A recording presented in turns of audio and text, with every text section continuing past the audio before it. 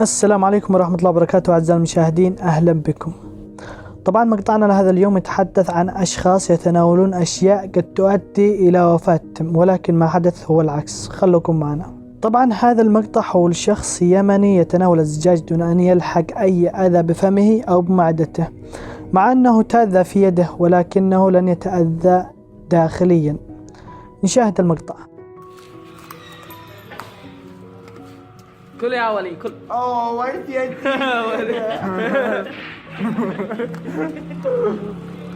قام شفا ان شاء الله. ايوه دحين اسعد لك. ايش الهديه؟ هديه ما دخلت.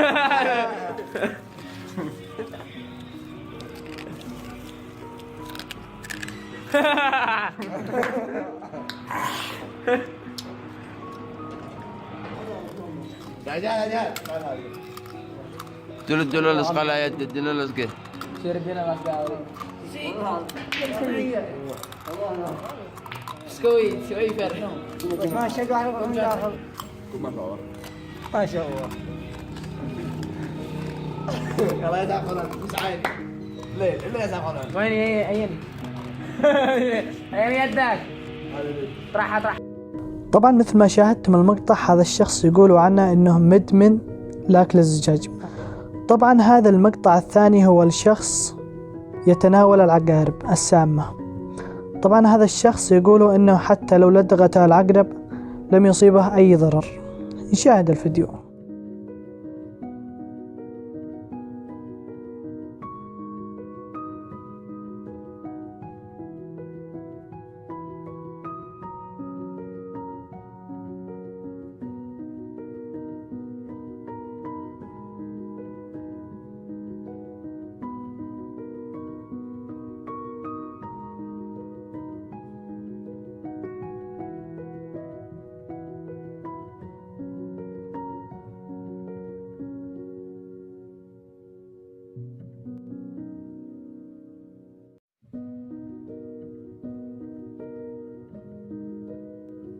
طبعا مثل ما شاهدتم يقول عن هذا الشخص أنه حتى لو أصاب بلدغة عقرب لن تؤثر فيه.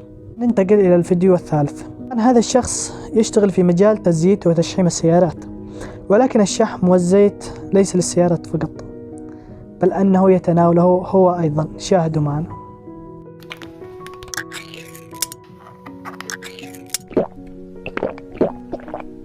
البنجر وقصتي اشربها عادي، عطشان ابغى اشرب الزيوت اشربها زي ما اشرب المويه ولا العصير. هذا من ناحيه الزيوت. والشحوم نفس الحركه، يعني المهلبيه حقيت حلال فيها.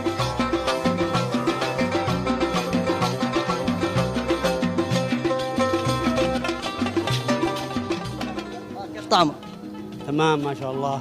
شربتها 34 سنة، يعني قبل بعد ما جات بشهرين هي شرب بنزين عادي. والله أنا شوف دوامي من الساعة 9 الصباح فبالليل يكون قد شربت 4 علب 4 ونص أحيانا 3 بس.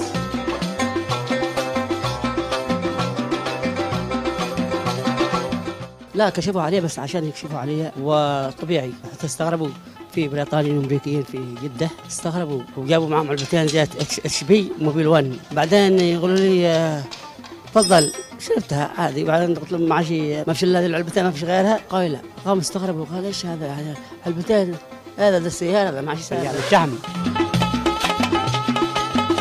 هذه المهلبيه حقي يشوفوها. بسم الله حتنكسر المعلقه.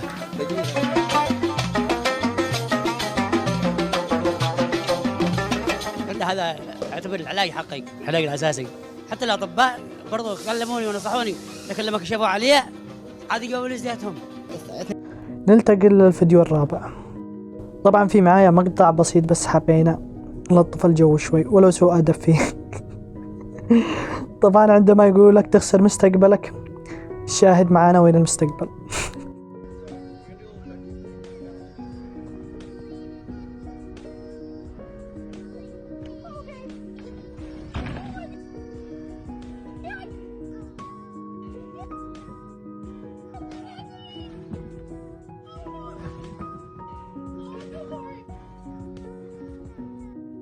وصلنا لنهاية الفيديو. لا تنسوا أن تضغطوا زر الجرس وتفعيل زر اللايك، وشكرا. إن شاء الله نلتقي في فيديو جديد.